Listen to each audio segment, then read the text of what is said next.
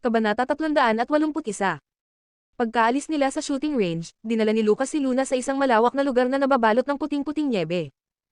Ma'am, matapos silang maistorbo ng matagal, sa wakas ay makababalik na sila sa mahiwagang mundo na silang dalawa lamang.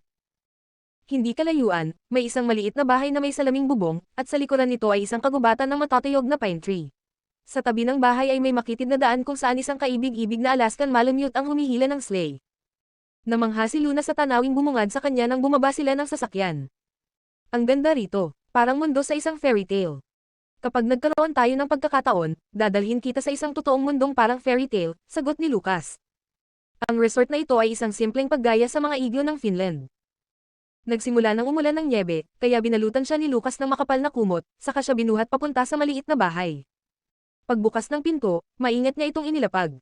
Ang loob ng bahay ay natatakpan ng malapad at mainit na puting velvet rug, at sa tapat nito ay nagliliyab ang furry place na nagbibigay ng malambot na init. Sa ibabaw ng rug, kaharap ng furry place, ay naroon ang isang mesa na hitik sa maiinit at nakaaakit na pagkain, crab salad with peanut dressing, banana lemon tarts, Mexican cheese pancakes, camembert cheese, roast beef with pear reduction, Vietnamese rice paper salmon rolls.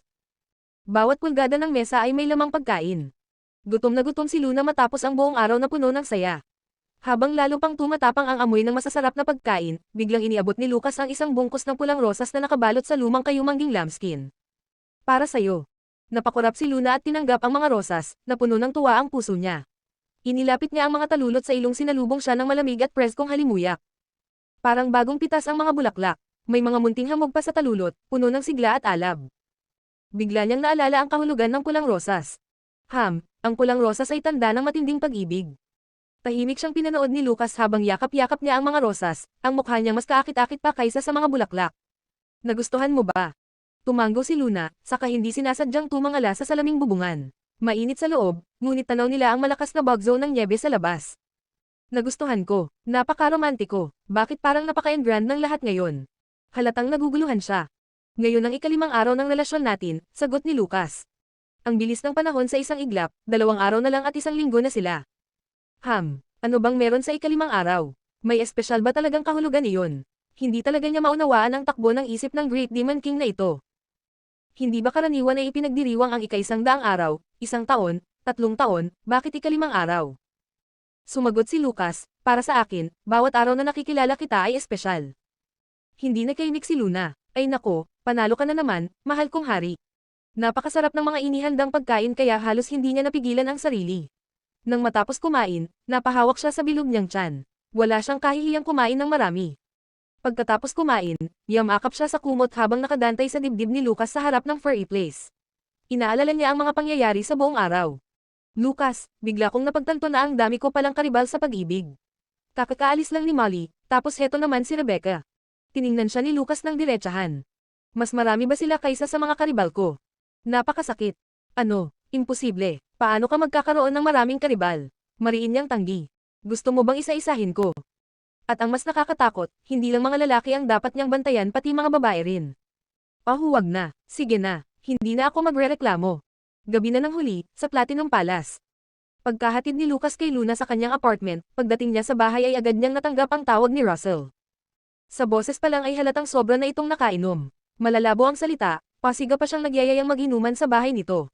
Sa kalagitnaan ng usapan ay biglang may malakas na, bam, na tunog, at saka nagkaroon ng katahimikan mukhang natambo na ito. Napakunot noo si Lucas, wala siyang magawa kundi kunin ang kanyang susi at dumiretso sa bahay ni Russell. Pagdating niya roon, tumambad sa kanya ang kaawa-awang itsura ng lalaki, nakahandusay sa nyebe, sa mismong tapat ng pinto.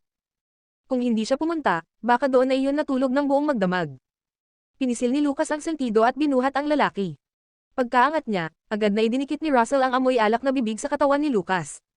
Rebecca, Becky. Bago pa siya mahalikan, mabilis na nagsalita si Lucas, malamig ang boses. Gusto mo bang mamatay?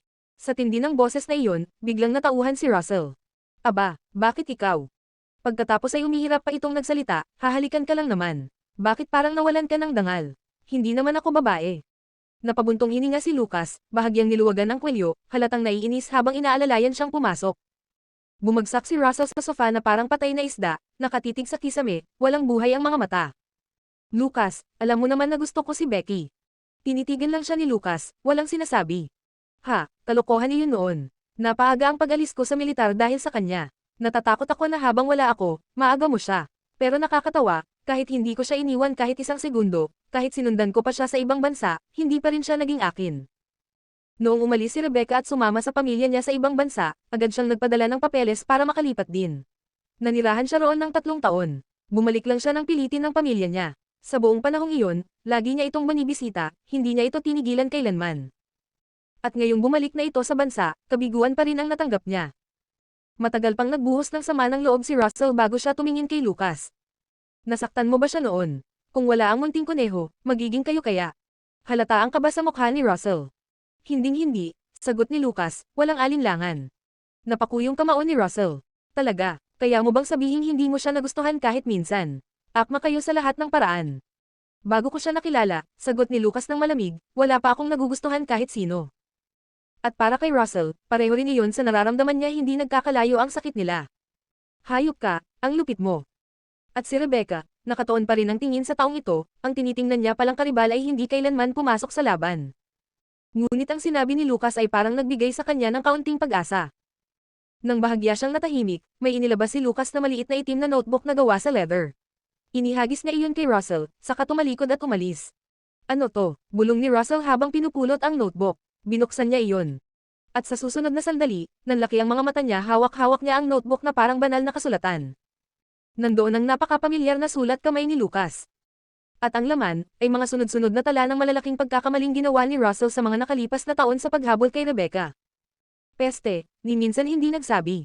Kailan niya ginawa to? Alam niyang hindi iyon simpleng tulong pang magkapatid. At ang pinakamasaklap, siya mismo ang pumuksa sa mga karibal ng munting kuneho. Napakawalang awa. Peste ka, bakit hindi mo agad sinabi sa akin ang mga to? Sa loob ng bungalow, umalangaw-ngaw ang boses ni Russell, sumisigaw na parang nasisiraan. Kabanata 382. Sabado noon, kaya walang pasok. Maaga pa lang ay gising na ang Little Bun at halos nabaliktad na niya ang buong aparador habang hinahanap-hanap ang mga damit niya. Ang simpleng pagtingin sa mga damit ay umabot na sa mahigit 2 oras. Si Lucian, na dumalaw, ay nakasando sa pintuan ng kwarto habang nag-iinat. Mahal kong pamangkin, bakit mas mabagal ka pa kaysa sa mga babae pagdating sa pagbibihis? At saka, ano ba ang ibig sabihin ng mga post-it mo sa mga damit? Sa bawat piraso ng damit na nahuhukay ng bata, may idinidikit siyang post-it na may nakasulat na numero. Lubos na naguluhan si Lucian, ni hindi niya maintindihan ang proseso ng pag-iisip ng bata. Natural, hindi pinansin ng Little Bun ang kanyang ikalawang tito. Patuloy siyang naghahalukay ng damit, nagdidikit ng post-it, at inuulit-ulit ang proseso. Pagkalipas ng kalahating oras, sa wakas ay pinili ng bata ang damit na may pinakamataas na numero sa button. Habang pinagmamasdan ni Lucian si Little Treasure na tuwang-tuwa sa pagsuot ng napakagwapong sapphire blue na tuxedo, napangiti siya ng bahagya. Tumingin siya sa kapatid at sabi, "Bro, sabi nila mahirap unawain ang puso ng babae, pero ang puso nitong Little Treasure mo, mas hindi maintindihan pa kaysa sa Mariana Trench." Mabilis na sinilip ni Lucas ang mga numero sa damit, sa kakalmadong sinabi. Iyan ang bilang ng beses siyang hinalikan ni Luna tuwing suot niya ang damit na iyon kapag nagkikita sila. Napanganga si Lucian sa pagkagulat. Ayos, sobrang Little Treasure nga talaga. Hindi niya iisipin kahit bali-baligtarin pa niya ang ulo niya. Ang lalong nagpamangha sa kanya, naiintindihan pa ito ni Lucas. Tunay ngang mag-ama sila. Pagkatapos magbihis, dali-daling tumakbo ang Little Bun sa kanyang ama, tumangala at kumislap ang mga mata, na tila nagsasabing, "Daddy, handa na po ako. Pwede na po tayong pumunta kay Tita Luna." Tumingin si Lucas sa anak at sumagot, "Dadalhin kita sa lolo at lola mo ngayon." Abala si Tita Luna. Biglang nanigas ang mukha ng bata. Bangungot, ganoon ka-simple ang balita. Hindi napigilan ni Lucian ang tawa sa reaksyon ng bata. "Bro, sobrang malupit ka sa anak mo. 2 oras at kalahati siyang nagbihis bago mo sinabi na hindi pala siya makakasama sa pinakamamahal niyang Tita Luna. Ano na lang ito sa tuwang-tuwang pagbukas ng makapal na pulang sobre sa Chinese New Year tapos test paper pala ang laman." Ipinakita ng bata na wasak na ang kanyang musmos na kaluluwa, saka humarurot pabalik sa kwarto. Dito muling nagsalita si Lucas. "Bukas ay linggo, darating si Tita Luna dito kasama ang guru mo."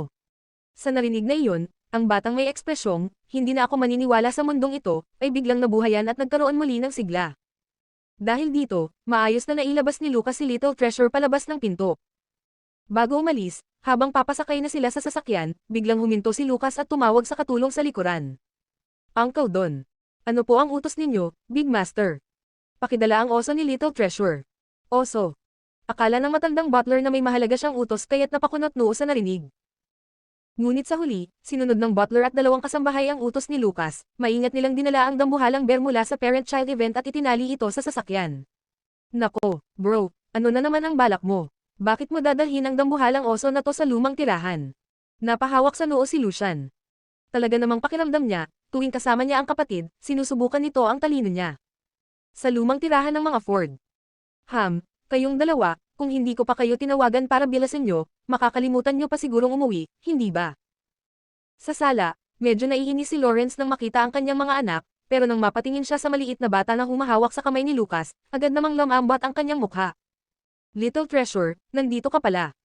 Hindi naman pinansin ni Cassandra ang kanyang mga anak. Agad siyang tumakbo kay Little Treasure. Little Treasure, ang tagal na nating di nagkikita. Mismo na ba si grandmother? Paano naman si grandfather? Mismo ba si grandfather? Tanong naman agad ni Lawrence. Mula nang huling nagkasakit si Little Treasure, nangako sila na iiwan na lang ito sa pangangalaga ni Lucas at hindi makikialam. Matagal na rin nilang hindi nakikita ang Little Bun at labis na nilang namimiss ito. Tumingin si Little Treasure sa kanyang lolo, saka sa kanyang lola, at sinimulang isulat sa kanyang writing board, Miss. Miss, isa para kay grandmother, isa para kay grandfather. Napakapatas ng Little Bun. Nang makita ng dalawang matanda ang isinulat ni Little Treasure, agad nilang nadama ang kaginhawaan sa puso, mas epektibo pa ito kaysa sa kahit anong gamot. Sa hapagkainan, sabik na pinipili ni Lawrence at Cassandra ang mga ulam para kay Little Treasure at di nagtagal, napuno na ang kanyang mangkok ng tila bundok ng pagkain. May ilang tanong kay Lucas tungkol sa pang-araw-araw na buhay ni Little Treasure, habang si Lucian naman ay halos hindi na nakikita. Mom, sinasabi ko, bakit mo pa ako pinapauwi? Hindi mo naman ako tinitingnan kahit minsan mula nang umuwi ako. Reklamo ni Lucian. Pinagmamasdan ni Cassandra si Little Treasure na maayos kumakain, hindi man lang tumangala at sinabing, bakit pa kita titingnan? Ano bang kagandahan sa'yo? Napanganga si Lucian. Ito ba talaga ang kanyang ina? Nang ahas pa siyang sabihing isa lamang siyang complimentary character.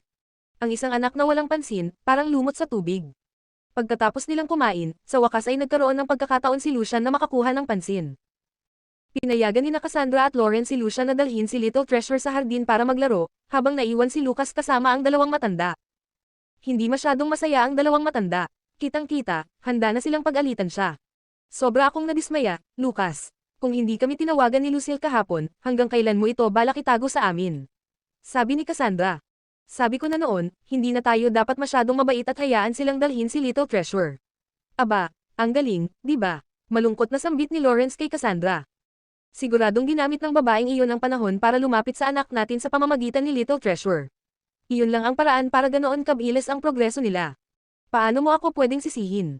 Ganito na si Little Treasure noon pa man. Habang nag-aaway ang dalawa, biglang nakita nila si Little Treasure na tumatakbo papunta sa kanila. Kasama niya, isang napakalaking, mabalahibong teddy bear.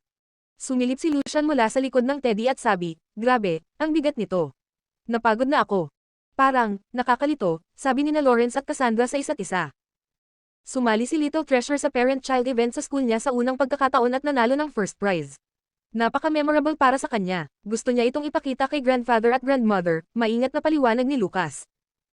Pagkatapos niyang sabihin iyon, ang dalawang matandang kanina'y nagagalit ay biglang napangiti ng sobra. Talaga ba? Ang galing ng Little Treasure natin. At dinala pa nga dito para ipakita kay grandfather at grandmother. Wala nang masabi si Lucian. Magaling, ngayon ay alam na niya ang silbi ng teddy bear. Halata naman na handa ang ama at ina na pag-alitan siya nang malaman na nakikipag-date siya kay Luna, ngunit bago pa sila makapagtanong ng kahit ano, nabigyan na sila ng teddy bear. Kabanata 383. Sa buong panahon na hiwalay sila sa Little Bun, pinipigilan ni Cassandra ang sarili niya na makita si Little Treasure dahil sa guilt, habang si Lawrence naman ay naghihintay na may salubing, hindi ko nag-iintindi, gusto kong makita kung ano ang magiging resulta ni Little Treasure. Sa wakas, hindi nila inasahan na magiging mas maganda pa ang kalagayan ni Little Treasure kaysa sa kanilang inaasahan. Kitang-kita nilang bumalik ang kaunting chubbiness niya at ang kanyang enerhiya. Pinakamalala nilang alalahanin kung hindi siya makakasabay o maaapi ng ibang bata sa school dahil sa kanyang katahimikan, na baka lalo pa siyang maging withdrawn. Ngunit, maayos naman ang lahat. Sobra silang nalibang sa saya ni Little Treasure sa school life, kaya nakalimutan na nila ang seryosong usapin kay Lucas. Pagkatapos umalis ng mag-ama, hindi nakatiis si Cassandra at napabulalas, ang dalawa na pala na iyon ay umabot na sa ganitong yugto. Ano na ang magagawa natin ngayon? Siguro, didiretso na lang ba akong hanapin si Luna? Mahinang plano yan. Kilala mo ang personality ng anak mo. Ang makipaglaro sa babaeng iyon ay huling opsyon lang. Ang pinakamainam na plano ay hayaang baguhin ng anak mo ang sarili niyang isip. Sagot ni Lawrence. Manunood na lang ba tayo at wala na gagawin? Akala ko noon maiintindihan sila. Sino ang mag-aakala na mali pa rin pala ang paghusga ko? Kung hindi naman niya totoong gusto, bakit pa niya hahayaan na umabot sila ni Lucas sa yugtong ito? Bakit ka nagpapanik? Dating relationship lang yan.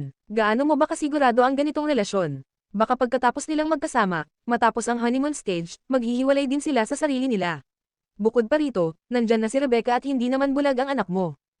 Hindi ba niya alam kung paano pumili? Napangiti si Lawrence ng bihira at tila naging relax. Tama nga, si Rebecca. Nandyan pa si Rebecca. Dumaan ang kapayapaan sa dibdib ni Cassandra at agad siyang natuwa. Buti na lang at nakabalik si Rebecca sa tamang oras. Ang batang iyon, pinanood ko siyang lumaki. Napakaraming batang babae sa paligid, pero siya pa rin ang pinakamainam, compatible kay Lucas sa lahat ng aspeto. Kung hindi lang dahil bigla silang lumipat ng pamilya niya 7 taon na ang nakalipas, baka magkasama na sila ngayon at hindi ko na kailangang mag-alala. Kahit ano paman, pagkatapos ng lahat ng birth chart at fate evaluations, ang mga blind dates ay hindi aabot sa kilala natin ng lubusan. Iyan ang tamang pananaw. Bukod pa rito, parehong hindi pa sila kasal, kaya hindi pa huli ang lahat. Hindi natin kailangan gumawa ng anuman basta tutulungan lang natin silang magkaroon ng pagkakataon. Imbitahin natin ang mga Jones sa dinner sa linggo ng gabi. Bilang pamilya ng lalaki, dapat mas maging proactive tayo. Kasabay nito, pwede rin nating tanungin kung interesado ang kanilang pamilya. Agad na suhestyon ni Cassandra. Huwag mo nang itanong, tumawag na sa akin si Old Jones nang mas maaga pa.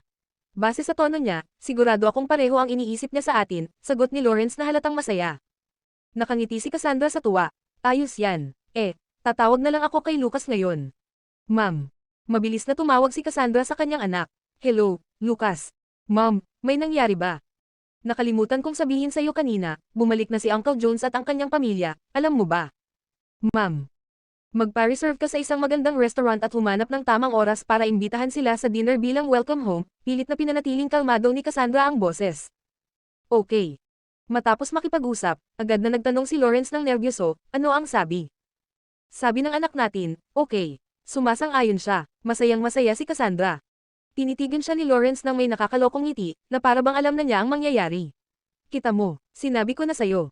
Hay, kung ito ay magiging matagumpay, malaking ginhawa na sa isip ko. Kasabay nito, sa Spirit Studio. Nasa sofa si Luna, pinagmamasdan ang buwan ng account ng studio habang seryoso ang mukha. $300,000 ng kanyang kapital ang naubos ng kalahati, at wala pa ring kita ang studio. Nararamdaman ni Harry ang kanyang pananagutan. Pasensya na, boss, hindi talaga ako magaling sa marketing. Kahit na nanalo sila ng isang prestihiyosong award, tila buong merkado ay kontrolado na ng history. Bukod pa rito, lihim na hinaharangan ng history ang kanilang mga orders. Kitang-kita ni Luna ang katotohanan iyon. Pagkatapos ng lahat, ang isang fashion studio ay hindi lang tungkol sa designs, hindi pwedeng palampasin ang mga aspeto ng development, design, production, at sales. Base sa kasalukuyang sitwasyon ng studio natin, kahit na may positibong ugnayan sa pagitan ng maliit na self-operating boutique models at profit margins, sobra ang investment at mataas ang pangangailangan sa human resources, kaya malinaw na hindi ito masyadong angkop sa atin, pagninilay ni Luna. Tumanggo si Harry. Tama, ang pinakaangkop sa atin ngayon ay ang model of selling on commissions, at ang pinakamahalagang requirement ng modelong ito ay ang brand natin ay may sapat na persuasion power at magandang reputasyon. Kung hindi, sino ba ang pipiliin ng Spirit Studio brand natin para sa commission distribution?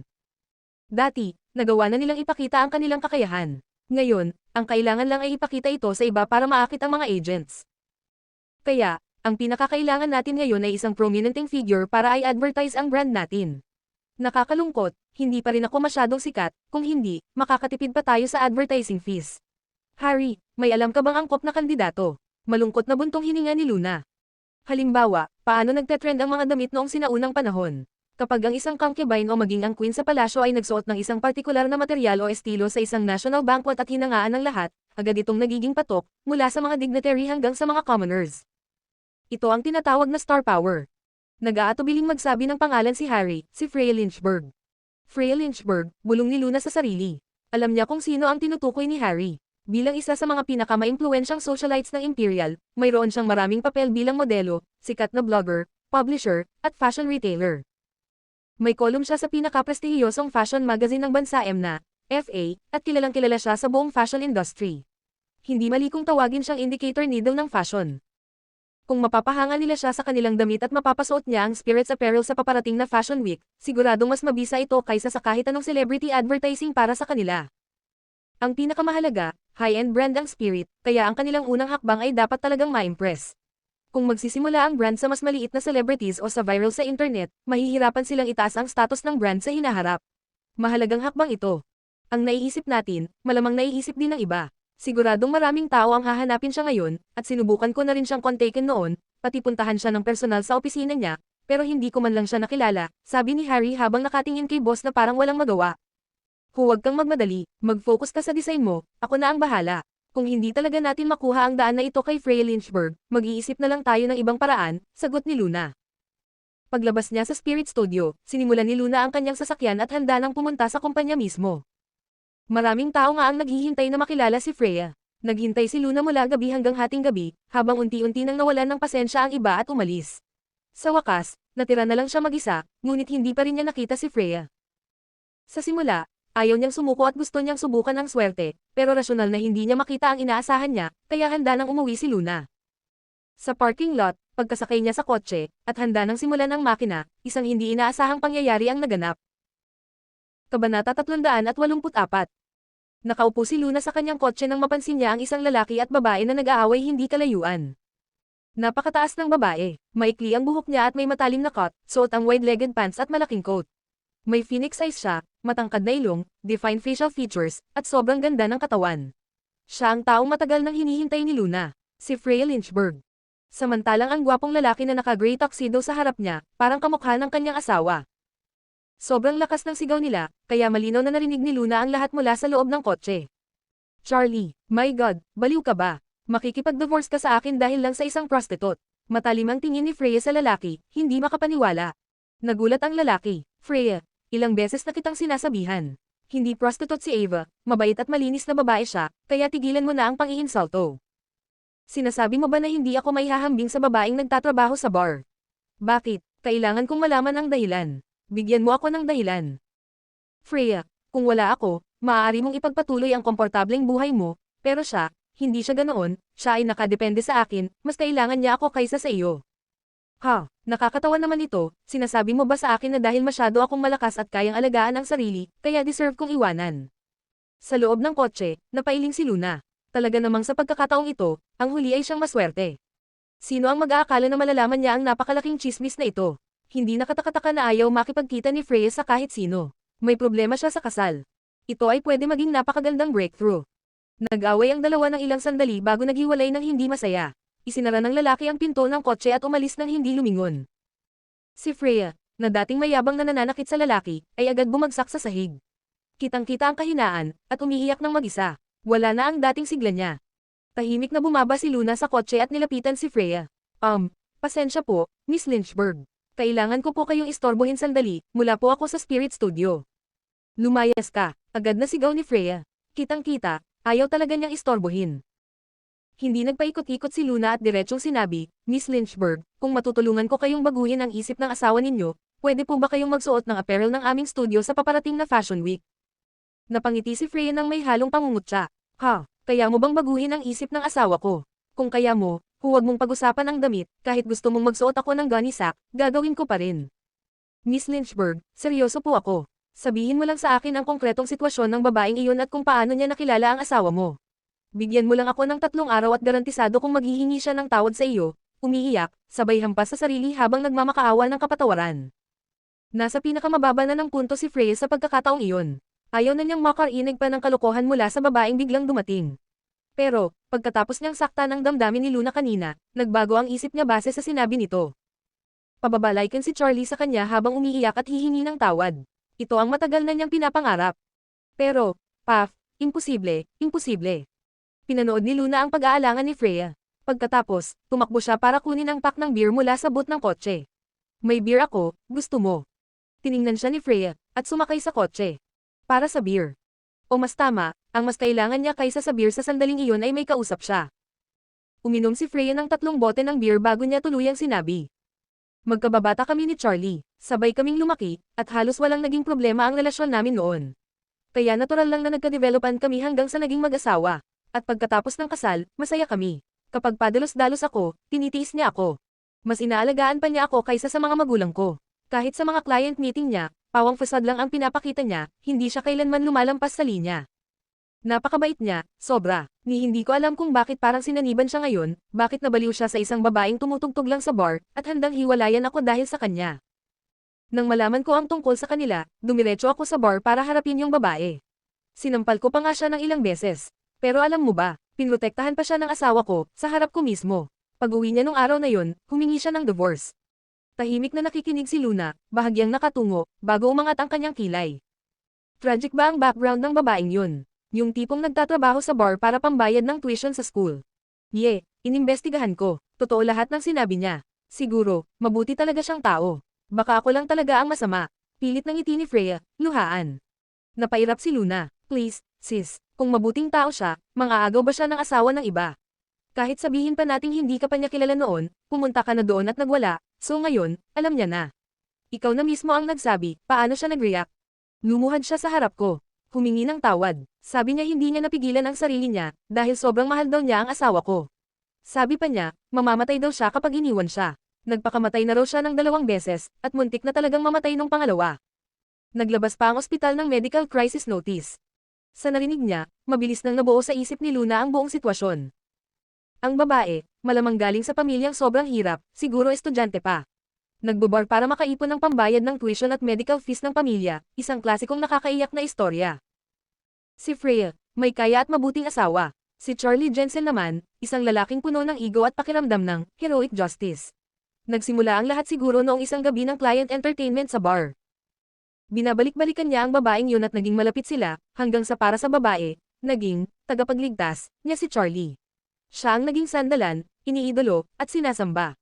Gasgas na ang plot, pero epektibo pa rin, lalo na sa mga lalaking tulad ni Charlie. At hindi basta kalaban ang babae at handa siyang mamatay para sa drama niya. Okay, gets ko na. Mas malakas pala ang girl na to kaysa sa inaakala ko. 3 araw. Hindi sapat yun. Bigyan mo ako ng 1 linggo. Ibabalik ko sa iyo ang asawa mong matino ang isip. Naguguluhan pa rin si Freya. Hindi ko alam, saan nanggagaling ang confidence mo. Sinubukan ko na ang lahat, soft, hard, lahat. Pag pinilit ko, magpapakamatay siya. Pag kinausap ko ng mahinahon, luluhod agad at magpapakumbaba. Ang relasyon naming mag-asawa, nasa bingit na. Hindi ko na alam ang gagawin. Don't worry, hindi ako padalos-dalos. Hindi ko sasaktan ang asawa mo, o pati ang babae. At higit sa lahat, hindi ka maaapektuhan. Pero, kapag nagtagumpay ako, susuotin mo ba talaga ang apparel ng studio namin? Yun talaga ang pinaka-importante kay Luna. Sabi ko na, kahit ano pang ipasuot mo sa akin. Good, deal. Pagkaalis ni Luna, tinitigan ni Freya ang Spirit Studio business card sa kamay niya. Pakiramdam niya, nababaliw na siya. Dahil naniwala siya sa isang estranghero at kumapit pa siya sa maliit na pag-asang dala nito. Kabanata 385. Kinabukasan, sa Platinum Palace. Maagang-maaga pa lang ay dinala na ni Luna si Sean sa bahay. Pagdating nila sa pinto, nakita nilang naghihintay na roon si Little Treasure. Pagkakita kay Little Treasure, nakalimutan ni Luna si Sean at dali-daling tumakbo papunta sa bata, nakabuka ang mga braso. Ah, Little Treasure, baby ko. Miss na miss kita. Bilis, bigyan mo ako ng super big kiss. Kumikislap ang mga mata ni Little Treasure na parang sikat ng araw habang tumatakbo siya papunta kay Luna at hinalikan ito sa pisngi. Masaya namang gumanti si Luna ng halik. Sa gilid nila, napatigil si Sean at napatingin sa napakakinis at napakagandang bata sa harap niya. Grabe, anak ba talaga to ni Lucas? Bakit ganito siya kakyot? Hindi ito logical. Kaya pala pati ikaw, kinidnap niya. Matalim siyang tiningnan ni Luna. Rule number 1 nanogram pagiging teacher, walang kabastusan. Pagkatapos, hinawakan niya ang kamay ni Little Treasure at marahang ipinakilala. Little Treasure, halika. Itong uncle na to ang magiging teacher mo. Siya ang magtuturo sa iyo kung paano protektahan ang sarili mo, okay? Kumurap si Little Treasure, tapos seryosong tumango. At kung may hindi ka magustuhan sa teacher na to, o kung pangit siyang magturo, sabihin mo agad sa akin ha. Papalitan ko siya para sa'yo. Okay na, okay na, okay na. Tama na yung daldal mo. Hindi mapakilang sambit ni Sean. Kanina pa siya walang pakialam, pero habang tumatagal niyang tinitingnan ang maliit na glutinous rice ball, lalo siyang na-excite. Gusto na niyang agawin si Little Treasure at kausapin agad. Dear student, tandaan mo na ang pinaka-importante sa laban ay huwag kang malalagay sa dehado. Kapag hindi mo kaya ang kalaban, sipain mo sa, o bigyan mo ng bigla ang halik. Hoy, Sean Lee, ano ba yung itinuturo mo? Sinipa siya ni Luna. Gusto mo, subukan ko sa'yo para effective talaga. Nang marinig niya ang hakbang ng isang tao, biglang nagbago ang kilos ni Luna. Tumayo siya ng maayos, parang isang mahinhin na dalaga, at lumapit. Big Boss, gising ka na. Kumain ka na ba ng breakfast? Bulong niya, sobrang lamang. Halos masamid si Sean sa sariling laway. Grabe, 180 degrees ang transformation. Hinaplos ni Lucas ang ulo ni Luna bago lumingon kay Sean. Yung pinaprepare ko, handa na ba? Prepared na, boss, pakitingnan. Mabilis na iniabot ni Sean ang folder. May detailed class plan sa loob. Nanlaki ang mata ni Luna. Si Sean, marunong gumawa ng class plan. Malinaw na klaro, ang 2 taong laging parang siraulo, nagiging sunod sa urine kapag kaharap ang Great Demon King. Big Boss, mag-usap muna kayo ni Senior Brother. Pupunta lang ako sa next door, hahanapin ko si Lucian. Babalik ako agad. Ma'am, tumanggaw si Lucas. Nang makarating si Luna sa kapitbahay, nadatnan niya si Lucian na masayang nagdidilig ng mga baby cabbage sa hardin. Pagkakita kay Luna, bigla siyang alerto. Hoy, ano na naman yan? Magnanakaw ka ba ulit ng gulay ko? Pwede mo naman kunin, pero gusto ko rin kumain. Napakunot ang labi ni Luna. Sino bang nagnanakaw ng gulay mo? May importante akong pag-uusapan. Napalunok si Lucian, halatang kinakabahan. Ano na namang importanteng bagay? Lumapit si Luna at kumapit sa braso niya na parang kapatid na sobrang malambing. My dear Koi Fish King, tulungan mo naman ako. I-set up mo ako sa isang girl, please. Nanlaki ang mata ni Lucian. Anong sinabi mo? Napatingin si Lucian kay Luna na parang hindi makapaniwala. Anong sinabi mo? Tulungan mo akong makipaglapit sa isang babae. Ulit ni Luna. Bro, si sister-in-law, may gusto sa babae. At ako pa ang gustong utusan. Bro, bilis dito. Agad na sigaw ni Lucian, sobrang protective. Nanlaki ang mata ni Luna. Hoy, Lucian Ford, bakit ka sumisigaw? Kailan ko sinabi na gusto kong maghanap ka ng babae para sa akin? Sinabi mo mismo, balik ni Lucian, proud pa. Ang ibig kong sabihin ay, gusto kong tulungan mo akong makipaglapit, ay, mali, hindi yon. Pero tumakbo na si Lucian papunta sa bakod. Bro, nanlalandi na naman siya sa mga babae sa likod mo. At ngayon, gusto pa niyang gamitin ako. Syempre tumanggi ako, kaya heto, nagsusumbong ako agad. Hindi na nakaimik si Luna. Pwede ba siyang mag-evaporate? Sa huli, wala siyang nagawa kundi ipaliwanag ang buong sitwasyon. Pagkatapos ay tiningnan niya si Lucian ng masama. Paano gumagana ang utak mo at ganyan lagi ang naiintindihan mo? Ano bang magagawa ko? Ang dami mong nakaraan kaya natural lang akong magduda, bulong ni Lucian. Nag-isip si Lucas, Charlie Jensen. Oo, sagot ni Luna. Maganda ang pamilya, itsura, at tindig. Kapag nakahawak ang babae ng ganong klaseng lalaki, syempre ayaw ng bitiwan.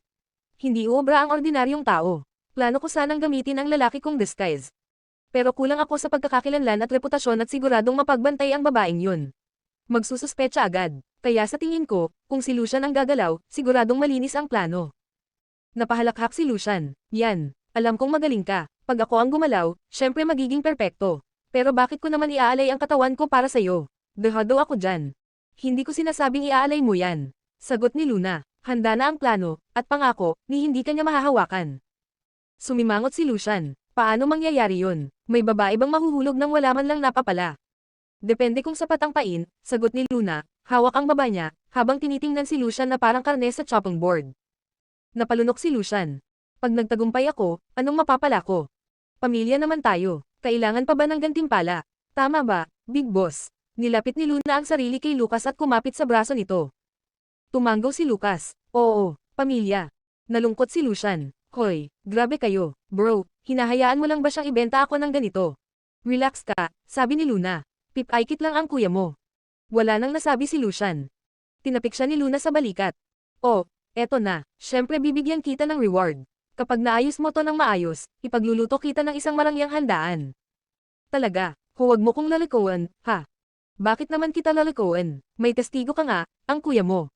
Pero sumagot si Lucas, seryoso pa rin ang mukha. Isang putahe ng malagkit na pork ribs. Nakakapagod ang buong handaan.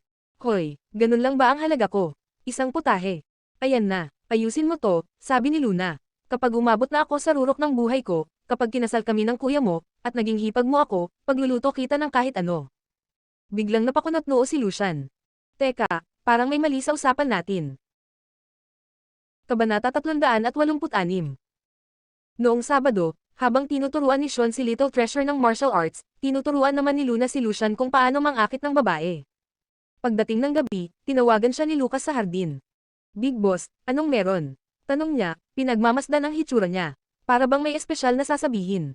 Ma'am, may dinner plan ako bukas ng gabi. Hindi kita masasamahan, sagot niya, nakatingin ng diretso sa kanya. Ah, okay lang. Sige ka lang dyan. Sakto rin, kailangan ko namang isama si Lucian para i-execute ang plano. Sagot niya, medyo nagkikibit balikat habang ngumiti. Kasama ng pamilya Jones, maayos na sabi ni Lucas. Tumaas ang kilay ni Luna. Ah, mukhang pareho rin pala ang naiisip ng mga magulang mo sa akin. Siya ay naghahanap ng paraan para mangakit ng babae para kay Lucian, samantalang sila naman ay naghahanap ng babae para kay Lucas. Walang duda, nalaman na nila ang relasyon nila ni Lucas, siguradong may backup plan sila. Sa totoo lang, hindi niya inakalang aabot siya sa ganitong punto kasama si Lucas. Maraming pagsubok ang darating, pero hindi niya pinagsisihan kahit isang segundo. Luna, nagtitiwala ka ba sa akin? Seryoso siyang tumingin sa kanya, parang sinusuri ang bawat galaw niya. Hindi sumagot si Luna, tumingkayad siya, lumapit, at hinalikan siya sa labi, maikli pero puno ng kilig. Noong linggo, sa isang high-end na western restaurant sa Imperial. Pumili si Luna at Lucian ng sulok para maupo, para maobserbahan ang paligid. Yung tumutugtog ng piano ay si Ava Gibson. Dati siyang nagtatrabaho sa bar, pero malamang na-scout siya ni Charlie ngayon, paliwanag ni Luna habang tinuturo ang babae sa piano. Suot ni Ava ang puting damit, at ang malambot na itim na buhok niya ay abot hanggang baywang. Sa unang tingin pa lang, ramdam mo na yung vintage pero fresh at gentle aura niya, yung tipo ng babae na gusto mo agad protektahan. Pinagmamasdan ni Lucian si Luna habang nakatutok sa babae, at agad siyang naiinis. Inabot niya ang kamay niya para takpan ang paningin nito. Hey, hey, hey, tapos ka na ba sa pagtitig? Nasa sayo na ang kapatid ko, pero nakatitig ka pa rin sa ibang babae. Grabe ka. Pinagsaklab ni Luna ang kanyang kamay at ngumiti. Binabantayan ko lang ang kalaban, promise. Galit na galit si Lucian. Sino ba ang maniniwala sa'yo? Parang matutunaw na ang mga mata mo sa kakatingin. Lahat ng shallow na lalaki sa mundo, ha? Napangiti si Luna sa aliw. Hoy, may mali ba sa sinabi mo? Kumunot ang noo ni Lucian. Parang tama si Luna. Hinawakan ni Luna ang kanyang baba at tiningnan siya ng seryoso. Lucian, seryoso tayo ngayon. Kalimutan ng iba, base sa itsura niya, mukhang type talaga siya ng mga lalaki. Wala ka bang nararamdaman kahit kaunti? Napailing siya, hindi yan ang type ko. Agad na tumaas ang kilay ni Luna. Ah, may type ka pala. Batay sa alam ko, bagong single ka lang. Nakipag-date ka na sa madaming hot girls, payat, mataba, walang particular na type. Lumabo ang mukha ni Lucian. Siyempre may type ako. Huwag mo akong ipakita na parang hindi ako marunong pumili. Picky talaga ako, grabe. Gusto ko yung mga open-minded, extraordinary, flawless, light as a bird, elegant, unpredictable, kaunti ang sinasabi pero mabango ang aura. Graceful tulad ng swan, halos supernatural. Haha, iniroll ni Luna ang mata at kumaway. Ay, stay single ka na lang habang buhay. Talaga namang sobra ang criteria mo para sa partner. Nakatawa si Luna sa sarili, habang nakatingin kay Lucian na parang bata na gustong ipakita ang sarili. Kahit nakakatawa, medyo kilig pa rin sa loob niya, ang drama, pero nakakatuwang makita ang totoong personality ng lalaki sa harap niya. Ano bang problema ko? Hindi naman mataas ang standards ko, okay. Noong tinanong kita kung anong klaseng tao ang type mo dati, sinabing kahit sino raw, dapat nakakalakad sa mga ulap. Napailing si Lucian, tapos bigla may naisip at nakatingin kay Luna. Tama nga, bigla ko lang naisip, bakit hindi mo nalang ginamit ang kapatid ko para sa planong ito? Mas madali pa siya, isang tingin lang, tap na. Ikaw, puro utos lang sa akin. Tumingin siya kay Lucian na parang tanga at sinabi, taken na ang kapatid mo, at ipinagbabawal ko. Kung patuloy mo akong peperwisyuhin, hindi ko nagagawin to. Mabilis na hinaplos ni Luna ang ulo ni Elshan. Oh, hindi na kita peperwisyuhin, okay. Magpakabait ka lang. Nabasa mo na ba yung script na ginawa ko para sa'yo? Nay na si Lucian sa nabanggit niya. Anong klaseng script yon? Walang creativity. Hindi mo ba sinabing mahirap idikit ang babaeng ito? Totoo bang gagana to? Mahirap sa ibang tao to. Huwag kang mag-alala, babae lang yan, kahit nanay ng maraming anak, mapapawaw sa'yo. Go, Pikachu, masiglang sabi ni Luna habang pinapalo siya sa balikat at tuluyang itinutulak si Lucian para gawin ang misyon. Sa stage, tumutugtog si Ava ng piano. Binigyan ni Luna si Lucian ng isang puting rosas, simple at reserved, bilang simbolo ng purity at innocence, para dalhin niya sa piano ni Ava. May nakasabit na Bluetooth hands-free si Lucian kung saan si Luna ang nagbigay ng instructions mula sa malayo. Sige, hindi ko kailangan ng charming na tingin mo o kung ano pa. Ilagay mo lang ang rosas sa piano at tapos na ang misyon mo. Kinakabahan si Luna, baka sobra naman ang acting ni Lucian, kaya pinananatili niyang nakatutok ang mga mata sa kanya. Sa kabutihang palad, hindi naman pumalpak ang performance ni Lucian. Nang matapos ni Ava ang isang kanta, maayos niyang inilagay ang rosas sa piano na parang isang tunay na gentleman, at ginamit pa ang charming na titig niya para bigyan si Ava ng affectionate na tingin bago lumiko at umalis. Pinagmamasdan ni Luna ang mga ekspresyon ni Ava, gulat, shock, bahagyang hindi makapaniwala, at tuwang-tuwa, habang nagpapanggap siyang kalmado at kakaiba. Lahat ng ito ay eksaktong ayon sa plano niya. Oh, tapos na, work over na, mag-pork barbecue tayo. Sabay tumayo si Luna at umalis sa restaurant para sundan si Lucian. Nagmumura si Lucian sa sarili. Para sa akin, sobrang simple nito. Pinagtrabaho mo pa ang isang top-class na Diyos tulad ko para lang saktan ang isang lamok. Nagkibit balikat si Luna, halatang inis. Gusto mo bang mabugbog? Hindi ba't okay na kung simple lang? Gusto mo ba utusan kita parang baka at kabayo? Future brother-in-law ka pa rin, hindi kita ilalagay sa bitag, kaya paano kita pangangaralan? Kahit mabait ang sinabi mo, bakit parang pinangangaralan pa rin ako? Reklamo ni Lucian. Pagkatapos nilang umalis sa western restaurant, nakakita sila ng isang roadside stall at umupo, umorder ng fried chicken at beer. Hindi ba kailangan kong maging mas charming? Paano niya malalaman kung sino ako? Nagrereklamo pa rin si Lucian, halatang nag-aalala. Anong alam mo? Napakababa naman ng paraan mo para ipakilala ang sarili. Ipinakita mo na agad ang buong generosity mo. Lalapit siya sa iyo kahit ikaw lang ang nagbibigay ng puting rosas. Bukas o sa susunod na araw, pumunta ka lang sa oras na to. Bawat punta mo, isang puting rosas lang ang ibigay. Sa ika-4 na araw, tama na ang timing, bigyan mo siya ng 79 na rosas, ay reserve ang buong restaurant, at pakainin mo ng meal. Siyempre, ang gasto sa rosas at restaurant, ako na ang bahala. Kabanata 387. Napipi si Lucian. Seryoso ka talaga, hindi mo ba naisip kung ano ang gagawin mo kung mabaigo ka?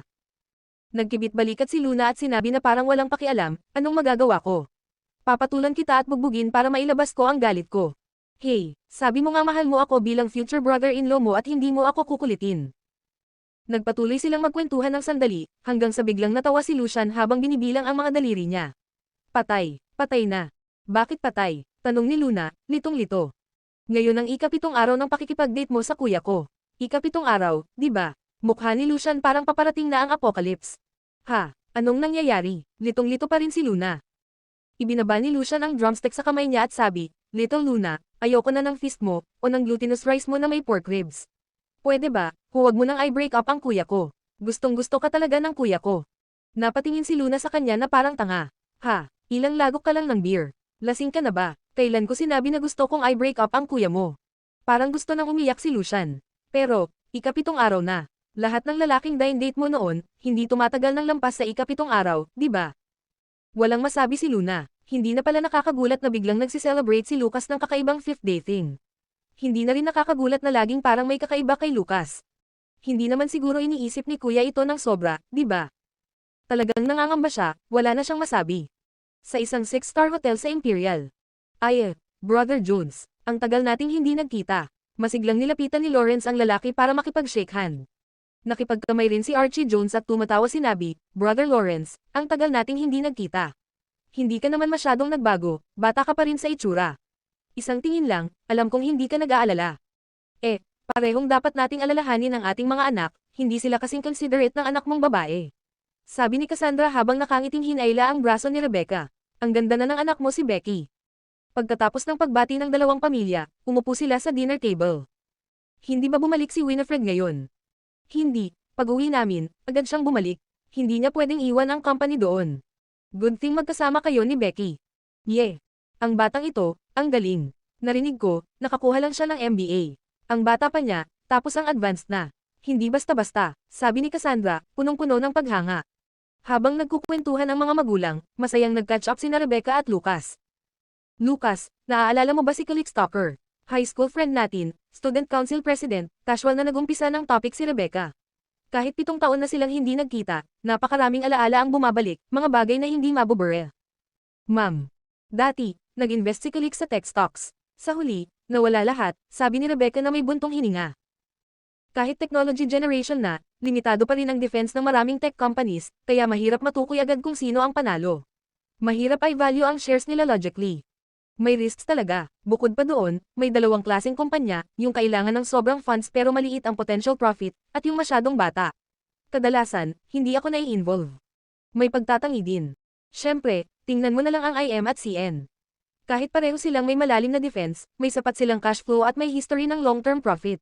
Noong taong iyon, gumastos ka ng $300,000 para bilhin ang 7% ng stock ng IM sa halagang $3.56 bawat unit.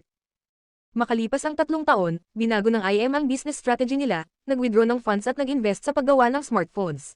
Ngayon, umakyat na sa $32.80 ang unit price ng stock, 10 beses na pagtaas. Ang galing mo pa rin, basta na lang sumugal sa kahit anong field. Ang swerte ko lang. Pwede kang maging humble sa iba, pero hindi mo kailangang magpanggap sa akin. Masayang pinanood ng mga magulang ng parehong pamilya ang interaction ng kanilang mga anak. Ang dami nilang kwento. Sus, hindi nyo alam, kadalasan sa bahay, pinagsasabihan namin hanggang sa maubos ang boses namin, tapos isa lang grunt ang sagot nila. Ang hirap nilang mapagsabihan. Huwag na nating banggitin, ganoon din anak ko. Ang dami kong naaalala, palaging compatible ang dalawa simula pa noong bata sila. Sa simula, may balak sanang magsalita si Archie tungkol sa katotohanang may anak si Lucas at may kasalukuyang dine date. Pero nang maalala niya ang pangako ni Lawrence at makita ang paglago ng business ng malaking pamilya Ford sa nakalipas na 7 taon matapos manguna si Lucas, biglang napansin niyang maliit na bagay lang ang mga iyon. Pinakamahalaga, ang potensyal na kasal na ito ay maaaring magdala ng napakalaking kita sa pamilya Jones. Sa totoo lang, hindi pa rin nasisiyahan si Lawrence kay Rebecca bilang kandidata para sa magiging daughter-in-law niya. Ang pinaka-nasisiyahan siya ay si Molly mula sa pamilyang Smith. Ang batang iyon ang talagang swak. Lumaki si Rebecca sa pamilyang may negosyo, sobrang talino at medyo mayabang. Sayang lang, kamakailan lang, biglang naging malamig ang pamilyang Smith sa kanila, kaya medyo nagkaroon ng panghihinayang si Lawrence. Pagkatapos ng lahat, ang pamilyang Smith ay mga public official. Ang henerasyon ng mga Smith ay ikinasal sa mga pamilya ng parehong background, mas hindi pa sa pamilyang may negosyo. Ganitong tradisyon, hindi pwedeng pilitin. Sa huli, itinuturing na masaya ang dinner para sa parehong host at guest. Sa wakas, nakapag-relax sina Lawrence at Cassandra at naghihintay na sana magbago ang isip ni Lucas, ngunit hindi nila alam, ang kanilang sariling anak ay parang matibay na kawayan, matatag na bato. Sa Regal Riviera Hotel. Pagbalik niya sa apartment, naligo na si Luna at naghahanda ng matulog nang may tumunog na doorbell. Nang makita niya si Lucas sa labas ng pintuan, bahagya siyang nagulat. Lucas, late na, bakit ka nandito? Halika, pasok ka. Pagpasok niya, huhugutan na sana ni Luna ang isang pares ng tsinelas para sa kanya, pero niyakap siya ni Lucas. Anong nangyayari? Pasensya na, dahil sa ilang dahilan, hindi ko agad mababago ang kanilang ugali sa maikling panahon. Pero hindi mahalaga kung nagde-date tayo o ikakasal, tayo pa rin yan. Hindi mo kailangang mag-alala o pumili ng ibang tao. Ano man ang mangyari, huwag mo nang ayusin mag-isa nang hindi mo sinasabi sa akin. Iwan mo na lang sa akin. Naiintindihan mo ba ang sinasabi ko? Ma'am, naiintindihan ko, tumanggo si Luna. Sa simula, nag-aalala siya na baka ma-offend si Luna, kaya nagmadali siyang dumating kahit gabing-gabi na para pakalmayan siya. Actually, kung gusto mong ayusin ang kabilang panig, madali lang naman, sabi ni Lucas. May plano ka, agad na tanong ni Luna, medyo nagtataka. Kung may plano siya, bakit hindi niya sinabi agad? Tumanggo si Lucas, may pinaka-epektibong paraan. Sa totoo lang, napakadali lang. Wala lang tayo ngayon sa tamang timing. Talaga, ano yun? Palalo ang kuryosidad ni Luna. Gumawa ng tao. Kumunot ang kilay ni Luna, hindi maintindihan. Ha, gumawa ng ano? Tumingin si Lucas sa kanyang tiyan na may kahulugan. Nang mapansin ni Luna ang tingin niya, agad namumula ang mukha niya. Hey, Lucas, bakit ka naman nagsisimulang maging corrupt ulit? Paano naman ako corrupt? Hindi ba ito napakasagrado? Ang proseso ng paggawa ng taong ito ay corrupt. Kabanata 388. Tumingin si Lucas sa kanyang mga mata na parang walang magawa habang hinahaplos ang maliit niyang, corrupted, na ulo. Aalis na ako. Napamangha si Luna. Ha, aalis ka na lang ng ganun. Para bang nagmadali ka lang para sabihin ang ilang pangungusap na yan. Ma'am. Tumaas ang kilay ni Luna sa tanong. Talaga bang aalis ka? Sigurado ka? Hindi ka ba natatakot na paggising mo bukas ng umaga, ay break up na kita? Ika-7 araw na to, 1 linggo na, break up doomsday. Nang marinig iyon, biglang tumigas ang likod ni Lucas. Nang makita niya ang reaksyon ni Lucas, hinawakan ni Luna ang kanyang noo at hindi alam ang sasabihin. Sus, anong sasabihin ko? Big boss, mataas ang IQ mo, bakit ka naniniwala sa kalokohan ni Lucian? Sinabi ko na, espesyal ka. Huminto si Lucas sa paglakad. Alin sa akin ang espesyal? Lahat ng sayo ay espesyal. Sagot ni Luna. Tumingin si Lucas sa kanya at biglang tanong, mas espesyal pa ba kaysa sa taong gusto mo noon? Ha, napatingin si Luna, tila nabigla. Hindi ba siya ang taong gusto ko lagi? Pagkarating niya sa punto na iyon para sabihin iyon, bigla niyang naisip ang tinutukoy ni Lucas, ay yung lalaking iyon. Nang maalala niya iyon, bigla siyang namutla at nanginginig. Ah, late na, pwede ba, huwag na nating banggitin yung lalaking iyon. Ang nakakakilabot na kaba na iyon. Sa wakas, nakalaya na siya sa pamumuhay sa anino niya. Lumabo ang mga mata ni Lucas at mas hinigpitin ang yakap niya sa kanya. Okay. Ang taong gusto ko ngayon, sa sandaling ito, ay ikaw. Hindi ka pwedeng mag-isip ng kalokohan. Manatili ka ngayong gabi, para paggising natin bukas ng umaga, may celebrate natin ang ating ikawalong araw. Masayang suhestyon ni Luna. Okay. Habang nakahiga sa kama, hindi makatulog si Luna. Tumayo siya at umupo sa siko para tingnan siya. Lucas, malapit nang ipalabas ang Land Under Heaven sa Imperial. Papanoodin mo ba? Hindi ko panoorin. Agad na tumayo si Luna ng kaunti. Bakit? Tumingin si Lucas kay Luna, tapos dinaklat ang kumot sa kanya at hindi nagsalita. Tumingin si Luna na medyo nadismaya, at mahina niyang bulong sa kanyang mga daliri, ito ang unang pagganap ko sa movie. Sa totoo lang, ito ang una pagkatapos kong piliin na dumating dito, ikaw mismo, boss, kaya sobrang meaningful. Gusto ko pang ipakita sa'yo kung gaano kagaling ang performance ko. Bakit ayaw mo panoorin? Parang bata siya na nakakuha ng 100 points pero ayaw ng tatay niyang tingnan ang test paper niya. Dahil baka hindi ko mapigilan ang sarili ko at alisin lahat sa screen, sabi ni Lucas, sabay tingin sa kanya sa gilid. Sa susunod na segundo, biglang naintindihan ni Luna. Baka dahil kasi sa mga nakakatuwang eksena nila ni Dave sa movie. Pero hindi ba lahat ng bed scenes at kissing scenes ay na-edit at tinanggal na lang? Ang natira lang ay yung first kiss at may mask sa pagitan nila. Kahit iyon hindi pwede, aalisin lahat sa screen, nakakatakot. Big Boss, pakiusap, huwag mo na pong panoorin. Binago ni Luna ang isip. Magkasama na sila ng matagal, kaya medyo naiintindihan na ni Luna ang nararamdaman niya. Hindi ganoon kadelikado si Lucas sa itsura niya. Sa kabaligtaran, siya ay sobrang possessive. Ang totoo, ngayon, hindi niya sinaktan si Luna, hindi niya ikinadina sa kama, at pinayagan siyang maglakad-lakad sa labas. At simple lang hindi niya panunuorin ang movie niya dahil siguradong magsiselos siya. Iyan na ang epitome ng tunay na pagmamahal. Ang sinag ng umaga ay dahan-daang sumilip sa bintana. Habang ang balat ng babae ay mukhang napaka-delicate sa ilalim ng liwanag ng araw, halos hindi mo makita ang malambot at cute niyang fine hair sa mga braso at mukha. Nakayuko si Lucas sa kama habang banayad niyang hinahaplos ang mga pisngi niya gamit ang mga daliri. Dati, tensyonado ang puso niya, pero ngayon, sa wakas, nakapag-relax na siya. Mula nang bumalik sila mula sa DC isang linggo na ang nakalipas, sa wakas ay nakumpirma na niya, ang babaeng ito sa harap niya ay opisyal nang sa kanya. Nagising si Luna kasama ang buong mundo, at sa sandaling binuksan niya ang mga mata, sinalubong siya ng isang maladyos na gwapong mukha, na parabang nakaka-inlove panoorin. Agad na sumaya ang loob niya, hinihimas ang kanyang mga pisngi sa mga daliri niya. Pagkatapos ay niyakap siya parang koala at napabulong sa sleepy, dazed na boses, "Ma'am, Big Boss, gising ka na. Good morning." Morning. Ang kumot ay sobrang init at komportable na hindi sinasadyang muling nakatulog si Luna. Ilang sandali lang, bigla niyang binuksan ang mga mata, "Hi, iniwan mo na naman si Little Treasure mag-isa sa bahay. Okay lang ba yun? Hindi ba siya maiinis?" "Hindi, official business ito." "Official business? Kailangan ko pa ring trabahuhan ang half-mother na ito." Grabe, lagi na ba siyang nagsisinungaling kay Little Treasure ng ganito? Sa mga nakaraang araw, bukod sa pagpopromote ng Land Under Heaven kasama ang crew, abala si Luna sa studio, naghahanda para sa paparating na Spring, Summer Fashion Week. Pagkatapos ng lahat, dito nakasalalay kung lalawak ang kanilang reputation at market. Sa wakas, matapos magbigay ng white roses kay Ava Gibson si Lucia ng 3 araw, naabot na ang pinaka-crucial na ika-4 na araw ng plano para atakihin si Ava. Dumating ang gabi. Pumunta si Ava sa restaurant gaya ng dati, pero may halong kaba at hindi tiyak ang pakiramdam. Nang matano niya ang lalaki na nagbigay sa kanya ng rose noong unang araw, halos hindi siya makapaniwala. Bukod sa mga low-key important figures sa Imperial na hindi lumalabas sa newspaper at magazines, kilala niya lahat ng iba pang figure sa likod ng kanyang kamay. At higit sa lahat, ito pa ang second master ng Ford family na palaging prolific. Hindi siya makapaniwala na may ganitong tao na gusto pang makihalubilo sa kanya, kaya hindi siya kampante at palihim na nagtanong-tanong. Sa huli, nakumpirma niya na totoong si Lucia ng second master ng Ford Corporation. Dati, may isang sikat na tabloid magazine na gumawa ng leaderboard ng top men na gustong-gustong makipag-one-night stand ng mga babae sa Imperial, at si Lucian Ford ang number 1. Makikita mo, kaya pala talagang charmer ang lalaki na ito.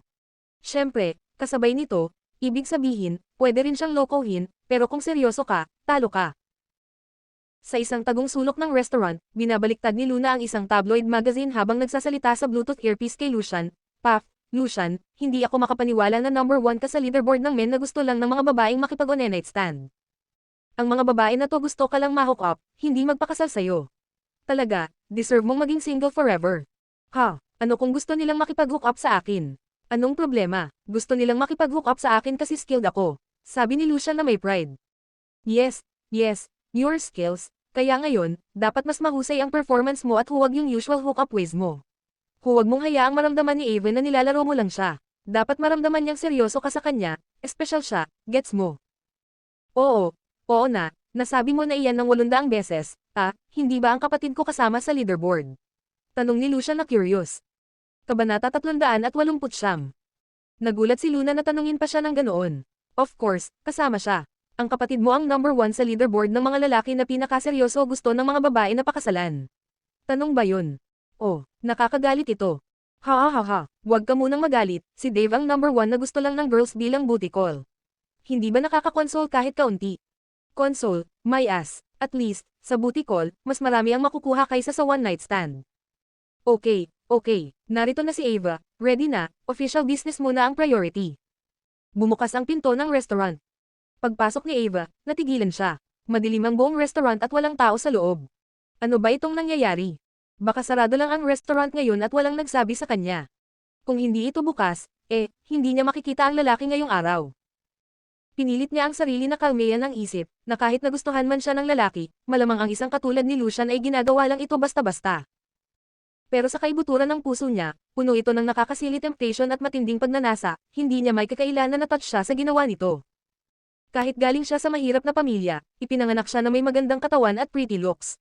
Sa ganitong anyo, marami ng lalaking humahabol sa kanya. Siyempre, hindi basta-basta lalapit sa kahit anong common man. Sa wakas, nahanap niya ang pagkakataon at nahuli niya si Charlie Jensen, isang malaking isang lalaki na makakatulong sa kanya makalimot sa nakaraan at makapasok sa kanyang mundo. Bukod pa rito, hindi lang family background ang pinapahalagahan nito. Gwapo rin ito at tinatrato siya na parang prinsesa, tinutupad lahat ng kanyang kagustuhan. Kaya't determinado siya na kahit kamatayan ang kalaban, kailangan niyang hawakan ang oportunidad na ito. Tungkol sa magiging asawa nito, hintayin na lang na opisyal silang mag-divorce, sino ba ang mag-aalala kung paano sila nagtagpo? Pero nang lumabas ang mga white roses, nagising ang pagkakamkam at pagnanasa na matagal nang itinago ni Ava sa kaibuturan ng puso niya. Puno ang puso ng tao ng pinaka-insatiable na kasakiman. Maganda ang reputasyon at pagkatao si Charlie, pero biglang napagtanto niya na may mas mahusay pa kaysa sa kanya. Mas mataas ang kanyang halaga dahil sa natural na kagandahan. Kapag nabuksan na ang Pandora's box, hindi mo na ito maisasara. Hindi na maibabalik ang kaisipang ito, at lalo pa itong nagutom sa ikalawa at ikatlong white rose. Kaya kahit alam niya ang panganib, hindi mapigilan ang kanyang kasakiman na lumaki. Ang biglaang pagsasara ng restaurant ay nagdulot kay Ava ng pagkabahala. Tumigil siya sa pinakamatinding pagkasabik at kitang-kita ang labis niyang disappointment. Balak na niyang tawagan ang supervisor para magtanong, pero nang inilabas niya ang phone, biglang lumiwanag ang madilim na restaurant at ang super luxurious chandelier na nakalaan lang sa special occasions ay nag-iilaw rin. Sa sumunod na segundo, nakita niya sa ilalim ng nagliliwanag na chandelier ang isang lalaki. Nakasuot siya ng black tuxedo na may dark red tie, at mula sa left chest pocket ay nakasabit ang vintage pocket watch. Sa loob, suot niya ang brown English vest at white shirt. Hawak ang malaking bouquet ng white roses, para siyang karakter na lumabas lang sa painting.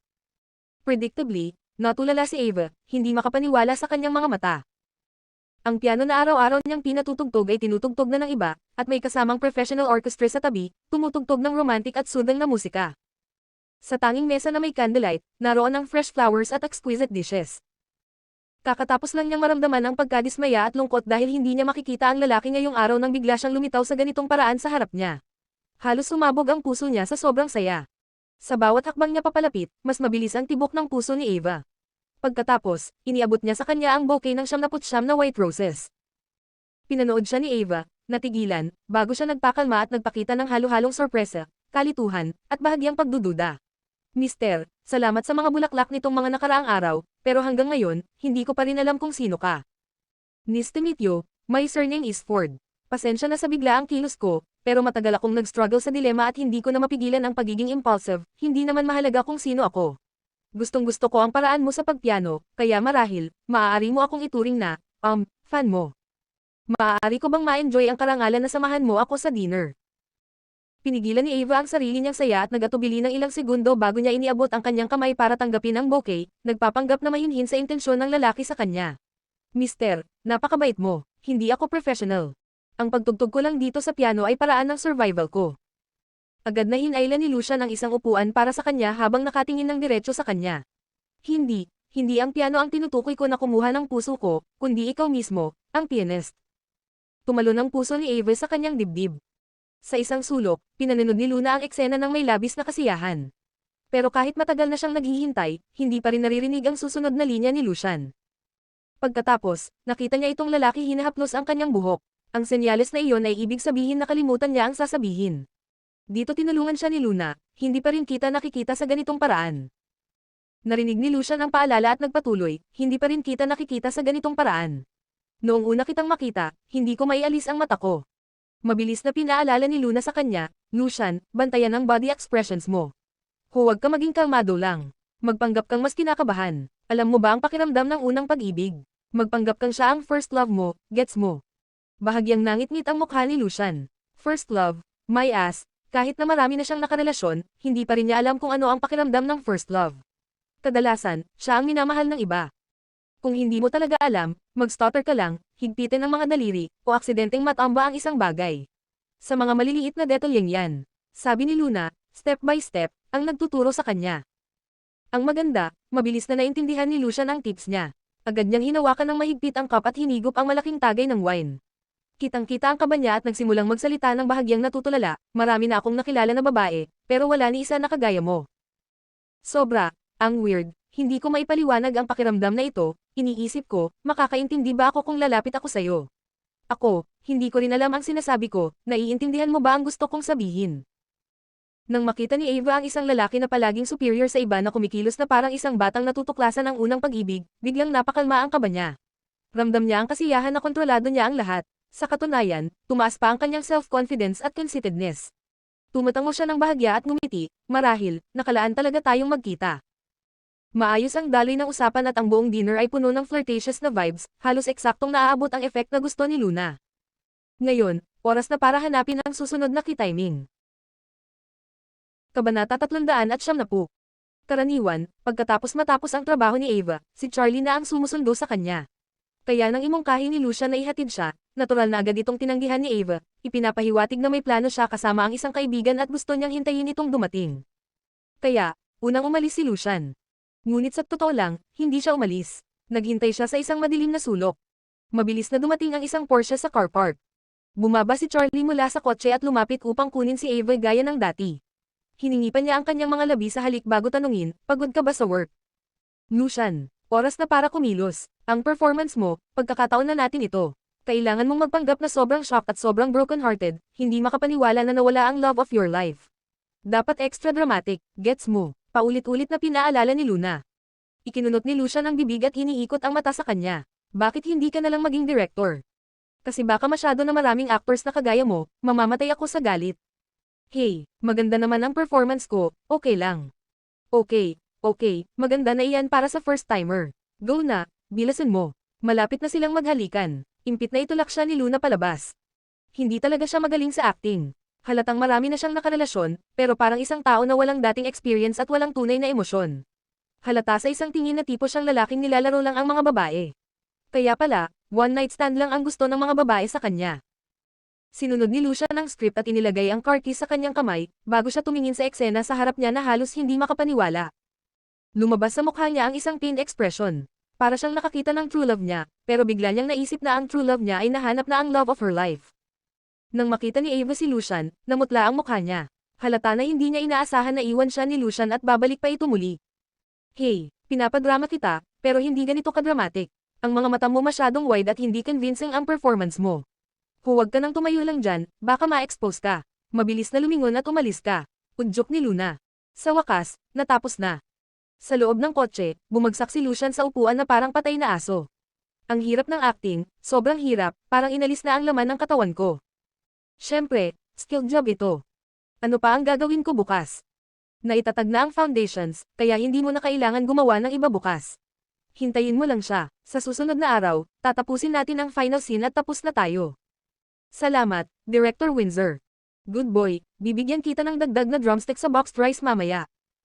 Sa gabi, kakabalik lang ni Luna sa apartment at ay parada ang kanyang kotse, hindi niya inaasahan na makakita ng dalawang pamilyar na tao sa labas. Ang dalawang iyon, magkalapitan sa ilalim ng lampara, para silang Snow at Yuan.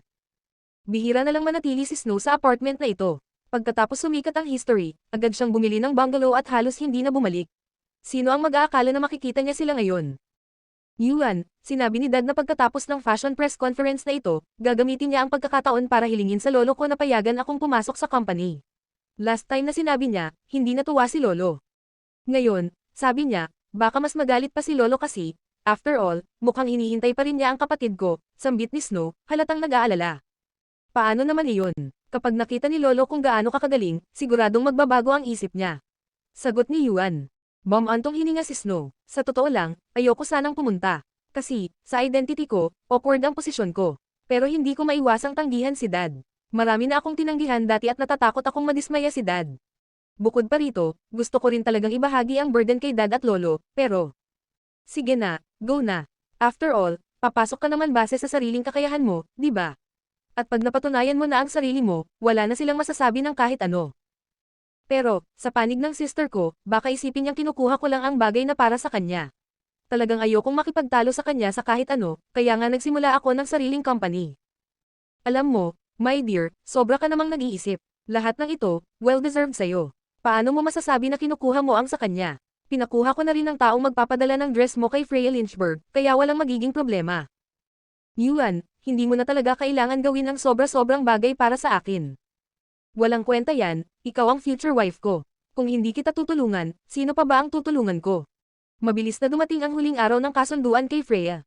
Gabi na at si Luna ay talagang nag-aalangan. Sa wakas, hindi na napigilan ni Lucian ang sarili at nagbuntong hininga, hello, kulang na ang oras. Hindi mo naman ako papayagang magsayang ng effort, di ba? Nakakuha na ako ng tao para magtanong-tanong. Si Ava at Charlie ay lovely-dovey pa rin itong mga nakaraang araw. Wala talaga siyang balak makipaghiwalay. Siyempre, hindi siya makikipaghiwalay kay Charlie. Sa tingin mo ba, mangmang siyang sirain ang plano niya bago siya makasiguro na makukuha ka? Ano ngayon ang gagawin natin? Tiningnan ni Luna ang oras sa kanyang handphone at naghintay ng karagdagang kalahating oras, bago dahan-daang nagpalit ng outfit at nag-makeup. Sa huli, tumingin siya sa radiant na Lucian at pinalo ang kanyang kamay sa noo niya, hindi ba sinabi ko na wag ka muna mag-shave ng ilang araw? Makakaapekto yun sa attractiveness ko. Seryosong sagot ni Lucian. Nawalan ng masasabi si Luna, hinailan niya ito at ginabayan para lagyan ng kaunting makeup bilang disguise. 10 minuto ang lumipas, at ang energetic na mukha ni Lucian kanina ay napalitan ng manipis at maputlang itsura. Tumingin si Lucian kay Luna, pagkatapos sa sarili niyang reflection, at namangha. Wow, little Luna, ang galing mo sa makeup, parang totoong disguise. Ang swerte ng kuya ko. Paano ito konektado sa kuya mo? Tuwing nagbabago ka ng makeup, para kang nagiging ibang tao. Parang bagong girlfriend araw-araw. Ang exciting at refreshing, di ba? Napatulala si Luna. Sobrang kakaiba talaga ang focus ng lalaki na ito. Pagdating nila Luna at Lucian sa restaurant, kalahating oras na lang bago matapos ang work ni Ava. Nakapag-reserve na si Luna ng magandang spot, hindi masyadong malayo o malapit sa piano, pero sapat lang para ma-eavesdrop ang kanilang usapan. Tinanong ni Lucian si Luna, na naka-dress up at nakasabit sa kanyang braso, bakit iba ito sa previous script? Cameo ka ba? Ikinunot ni Luna ang mata sa kanya. Kasi ang acting skills mo masyadong horrible, kaya ako na lang ang kumilos para mas mapansin tayo at maiwasan ang pagkakamali. Nang makita ni Ava si Lucian habang tumutugtog siya sa piano, una siyang natuwa, pero nagbago ang ekspresyon niya nang makita ang babae sa tabi ni Lucian. Pinangunahan ni Luna si Lucian sa reserved seat at umorder muna sila ng pagkain bago magsimulang mag-chat ng konti. Patuloy siyang nag-i-initiate ng mga topic para kausapin si Lucian. Pero ang tingin ni Lucian ay patuloy na nawawala sa Ava. Nang maramdaman ni Ava na ang puso ni Lucian ay naroon pa rin sa kanya, bigla siyang napuno ng emosyon. Napatingin siya upang makipag-eye contact sa kanya, labis ang pagkahumaling. Tiningnan ni Luna si Lucian, pagkatapos si Ava, bago biglang tumayo at hinalo ang kalahating baso ng tubig sa ibabaw ni Lucian. Pagkatapos, nag-storm off siya ng galit. Nagpakita si Lucian ng distressed na expression, bago rin umalis sa restaurant.